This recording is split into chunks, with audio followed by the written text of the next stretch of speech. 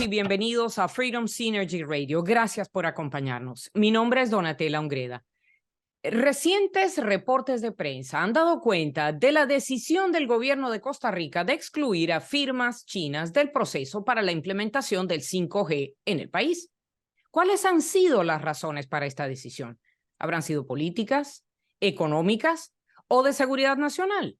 ¿Qué puede haber llevado a Costa Rica a excluir empresas chinas de este proceso? Un país que cortó sus relaciones diplomáticas con Taiwán para establecerlas con la República Popular China el 1 de junio del 2007. Para hablar de esto, hemos invitado a nuestro gran amigo, el doctor Dragos Dolanescu, quien es presidente del Frente Hemisférico por la Libertad, político costarricense, psicólogo de profesión, especialista en sociopsicopedagogía de la Universidad de Bucarest en Rumanía y tiene un doctorado en psiquiatría y psicología médica de la Universidad de Alcalá de Henares, España. Así que, doctor Dolanescu, muchísimas gracias por aceptar la invitación de Freedom Synergy Radio. Es un placer tenerlo con nosotros. No, más bien el placer es mío, doña Donatella, estar con ustedes y con toda la gente que nos sigue por la radio y por las redes sociales. Un verdadero placer y espero que podamos sacarle provecho a esta conversación. Sí, Dios quiere así será. Fíjese, le hago ya la primera pregunta. Usted está absolutamente familiarizado con la actualidad costarricense, así que cuéntenos de qué se trata esta exclusión. ¿Se trataba de una licitación o era que el gobierno de don Rodrigo Chávez tomó la determinación en forma unilateral? Brevemente, para poner a nuestra audiencia en contexto. Efectivamente, sí la excluyó de forma unilateral. Esto porque el viceministro de Ciencias y Tecnología, don Uber Vargas, en la comisión de la Asamblea Legislativa de la semana pasada, junto con la ministra Paola Vagantes, llegaron y dijeron que China comunista es un estado autoritario en el cual existen leyes de la China comunista que implica a los sectores privados que ellos manejan, que es la Ley de Seguridad de China. Y en el artículo 7, 12, 14 y 16 rozan con nuestra forma de hacer política y en el cual no tiene que haber una introducción del Estado en el sector privado, cosa que en la China comunista el viceministro Vargas, don Uber Vargas, llegó y leyó los artículos de cómo el Estado puede entrar, manipular y sacar información según los intereses del Estado comunista. Wow, o sea que China se siente en la libertad absoluta de que mientras haya tecnología china en uso, pues ellos pueden tener acceso a esa información. Y exactamente. Esa sería la razón. Uh-huh. También medios de prensa también sugirieron que la exclusión se debió a peligro de espionaje de empresas chinas, que en efecto es lo que usted ha comentado, y el regreso de esa información al Partido Comunista Chino. Pero esa fue exactamente la razón por que escribieron, ¿verdad? Sí, Esa esa es la esencia, pero si quieres, yo te puedo hacer un poco de contarte un poco de cosas que han estado pasando en Costa Rica desde el año pasado, donde se hizo un hackeo masivo de parte de hackers rusos, en el cual entraron a las instituciones de Hacienda, de la Caja Costarricense del Seguro Social, del Recope, Banco Central. Técnicamente nos inundaron todo el aparato estatal y durante 2, 3 meses separaron las intervenciones médicas. Imagínese usted que estaban personas con cáncer, personas con enfermedades que necesitaban hacerse las operaciones debido a ese hackeo masivo que se divino por un grupo de hackers que se llama Conti, así es como ellos hacen llamar. Hackearon todas las redes del Estado costarricense, cobraron X cantidad de millones de dólares para dejarlas en libertad, cosa que el Estado costarricense no aceptó. se perdieron muchísima información, doña Donatella y queridos espectadores. Se perdió muchísima información. El Estado costarricense no quiso pagar a este tipo de terroristas digitales y desde entonces se trata de blindar lo más posible al Estado y la información, y para nadie es un secreto que ya en varias partes del mundo, creo que inclusive Estados Unidos, se Ujú. ha sabido que a través de Huawei se ha sacado información de los que utilizan su tecnología. Y también se ha sabido, realmente, se ha sabido que tanto los hackers en Rusia como los hackers en China de alguna manera tienen respaldo del país. El respaldo en cuanto a no perseguirlos, es decir, no llevarlos a juicio sí, no judicializarlos. Y en efecto, quién sabe, no tengo yo modo de saberlo y por eso le pregunto, si a nivel de gobierno ha habido algún tipo de comprobación de que las cabezas de gobierno de estos países, China, Rusia, sobre todo, Corea del Norte, compran o se benefician de la información que hackers se llevan de países de Occidente, porque son el gran enemigo a vencer. Occidente es el gran enemigo. Sí, en eso sería temerario de parte mía poder llegar y decir que hay información, que los hackers le pasan información al gobierno, pero los que hemos vivido en estados comunistas, en estados totalitarios, sabemos que no se mueve una rama de un árbol sin que el Estado, el partido único no se den cuenta, y los hackers que trabajan desde esos países no van a hacer absolutamente nada sin que estén sabidos las autoridades. Ese es mi humilde parecer debido a lo que vio mi familia y a lo que yo he aprendido y he entendido en todos estos años. Entonces, sí, fue una decisión muy valiente de parte del gobierno de don Rodrigo Chávez, al igual que cuando lo primero que hizo la primera semana de gobierno suyo fue romper todos los memorándum de entendimientos con el gobierno castrocomunista que había firmado los antiguos dos gobiernos del PAC, que eran gobiernos centroizquierda, progresistas, que habían hecho para traer memorándum de entendimiento para traer maestros, médicos, lo que usted y yo y todos ustedes conocemos, que es el sistema que tienen para infiltrarse en todos los países democráticos. Pues aquí trataron. Yo personalmente pegué el grito al cielo, hice manifestaciones y se logró contener en gran medida el traer especialistas de la isla, pero este gobierno tuvo la valentía de llegar y romper desde el primer momento. Ahora, el tema de Huawei ha traído mucho dime y direte de parte de la oposición, que muchos diputados han pedido abiertamente que se vuelva que se quite el artículo, que ningún país que no hubiera firmado el Tratado de Budapest, que eso es lo que habla el gobierno, que es el Tratado de Budapest, que China comunista no lo ha firmado, no pueda participar.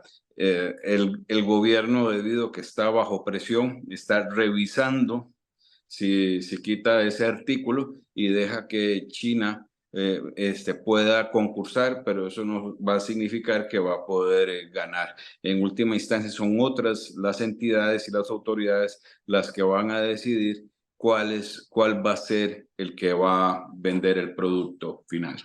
Claro, pasemos un momentito a este acuerdo de Budapest. Entiendo que se llama el Convenio sobre la Ciberdelincuencia. Pónganos un poquito, por favor, en contexto, qué significa exactamente, qué amplitud tiene esto y por qué cree usted que China no haya firmado ese acuerdo, no haya sido Bueno, signatario.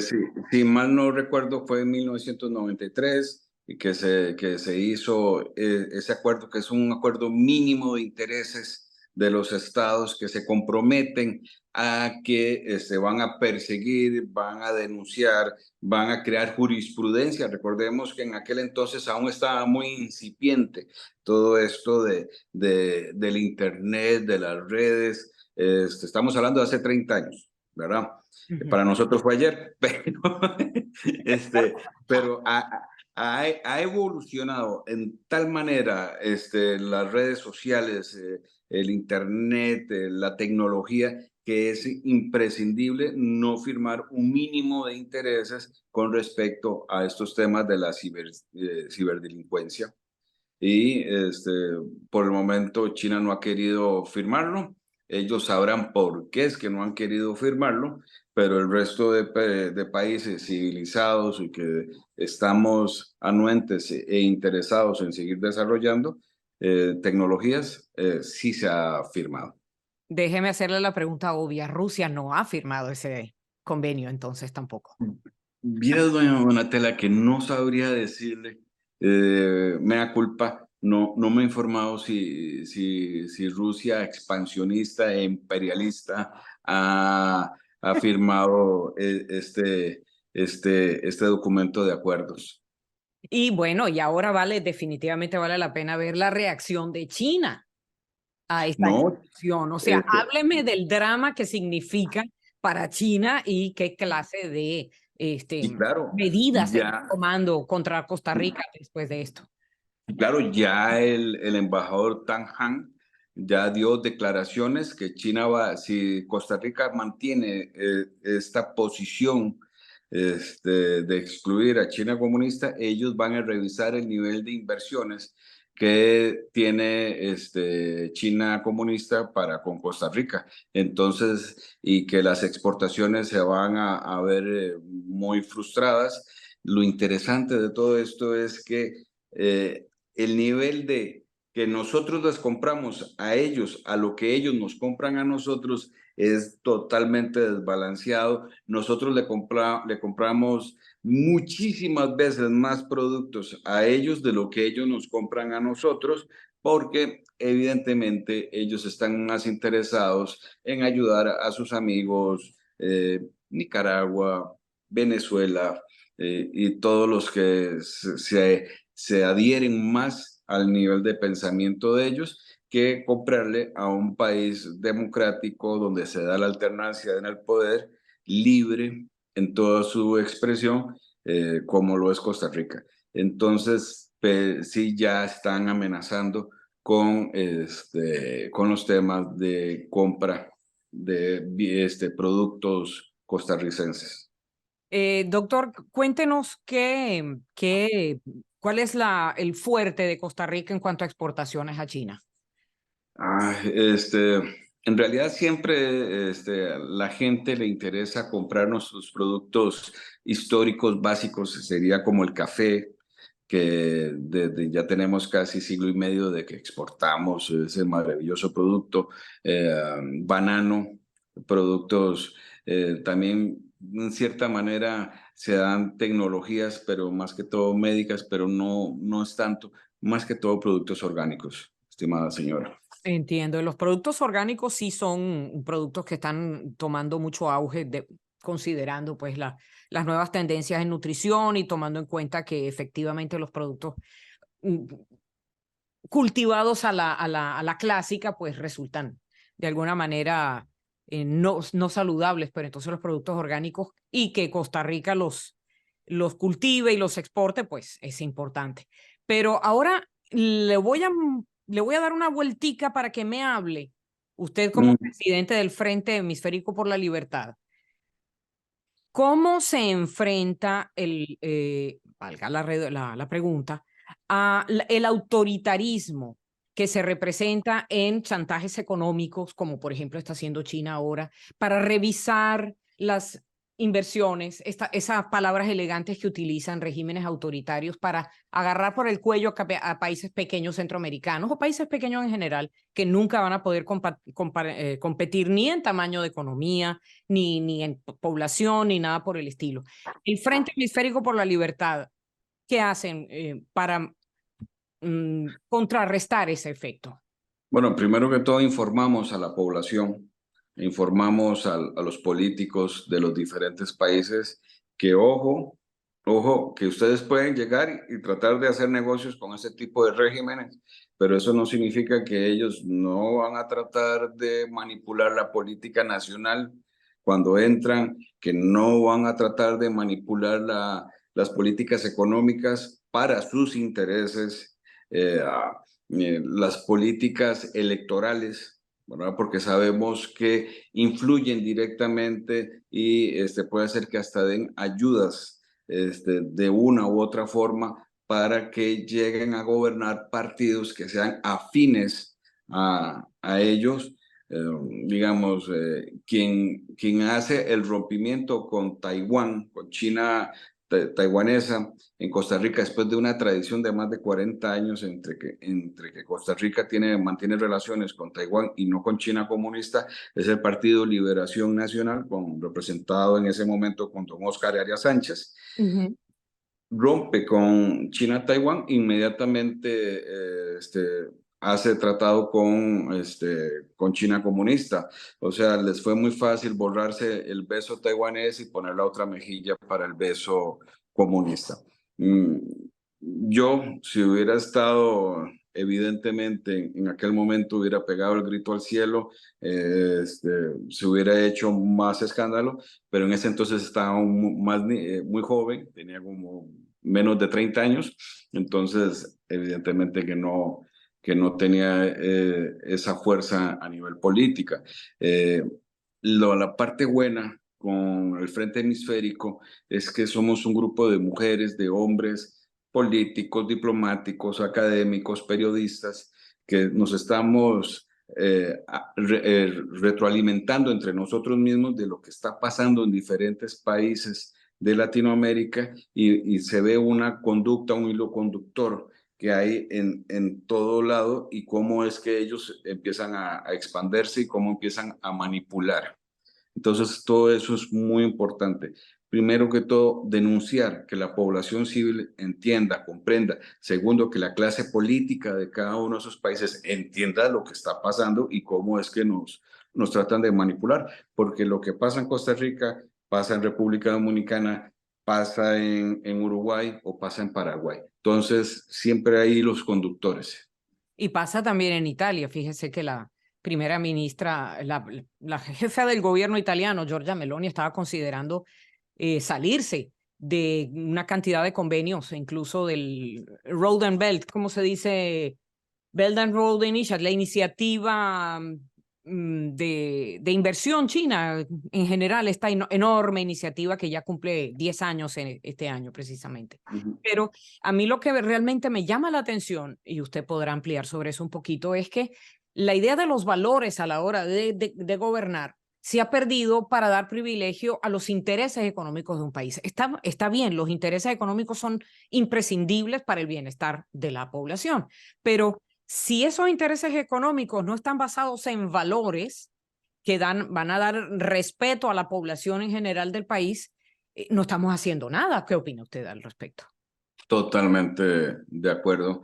No podemos sacrificar por el tema económico, sacrificar los valores y pensamientos y respaldar gobiernos. Yo siempre he estado muy en contra de que, yo no tengo nada en contra, por ponerlo así en alguna forma, en que Costa Rica mantenga relaciones diplomáticas con China comunista. Lo que me molesta profundamente es que ni en el tiempo de la época de la Guerra Fría, aquí estaba la embajada estadounidense y estaba la embajada de la Unión Soviética. Y ninguna de las dos se atrevió a llegar a decirnos, oye, si tienes relaciones con nosotros, tienes que excluir automáticamente a los otros, Exacto. ¿verdad? Eso nunca, nunca, ningún jefe de Estado de ninguno de los dos sectores se atrevió a pedirnos. Somos un país que nos autodeterminamos a nosotros mismos y no deberíamos de aceptar que lleguen otras potencias a llegar a decirnos y a dictarnos cátedra con quién sí y con quién no podemos tener relaciones. Pero China llegó y nos impuso que teníamos que quitar la relación con Taiwán, lo cual para mí fue vergonzoso, doloroso, después de todas las ayudas y todo lo que ha gestionado Taiwán durante décadas y décadas acá en Costa Rica, de un pronto a otro, debido al expansionismo chino, no solamente en África, sino también en Latinoamérica desde hace algunos años, sucumbimos en aquel momento con los políticos. Entonces me molestaba y hace poco cuando era diputado del Congreso, llegué y cuestioné debido, Donatella y eh, personas que nos están siguiendo en este momento, eh, que técnicamente todo lo que los grandes convenios que hicimos con China comunista, que nos regalaron el Estadio Nacional, pues fíjese usted que hicimos otro convenio en el mismo momento en el cual era que íbamos a crear una refinería de petróleo acá en Costa Rica Ujú. y que y le íbamos a vender producto a todo Centroamérica. Una de las cláusulas era que si no se hacía el convenio, entonces el Estado costarricense le tenía que pagar 50 millones de dólares al Estado chino. Resulta que lo que costó el Estadio Nacional, que fue 50 millones de dólares, fue lo mismo que tuvimos que pagarle al gobierno chino debido a que nunca se logró crear la famosa refinería de petróleo. Tenemos una ruta 32, que es una ruta que sale de San José y va a dar al puerto del Caribe en Limón, que tiene más de 10 años de estarse construyendo y que constantemente, que la está haciendo el Estado chino. O sea, algo que tenía que no haber durado más de un año, lleva más de 10 años y van al paso de la hormiguita haciéndose. Entonces, y que se le está pagando, que supuestamente nos iba a salir un poco más barato debido al convenio con China comunista, pero resultó que constantemente se llevan la maquinaria para otros países de Latinoamérica, nos dejan varados varios meses o van haciendo otras cositas y nos van atrasando y nos van atrasando. Entonces, la famosa, gran cambio que vamos a tener los costarricenses con China comunista no se ha habido en lo más mínimo reflejado. Y mientras tanto dejaron de lado, por ejemplo, la ayuda que habían podido tener con Taiwán en cuanto a educación, en cuanto a salud y en cuanto a mejoramiento de sitios rurales y cosas por el estilo, ¿verdad? Efectivamente, y eso fue lo que yo dije que deberíamos de revisar nuestras relaciones con China comunista y revisar con Taiwán. Bueno, eso se hizo tal escándalo que el embajador Tang fue a la Cancillería a quejarse que cómo va a ser posible que yo llegue y diga, insinúe de regresar la relación con Taiwán. En ese momento, gobierno de izquierda me manda a mí a llamar y a hacerme un escándalo y yo le doy una buena réplica que este es un país que es totalmente diferente a China comunista y que los diputados tenemos capacidad intelectual de hacer ejercicio de ideas y de expresarlas libremente, que esto Así no es, es China así es. comunista.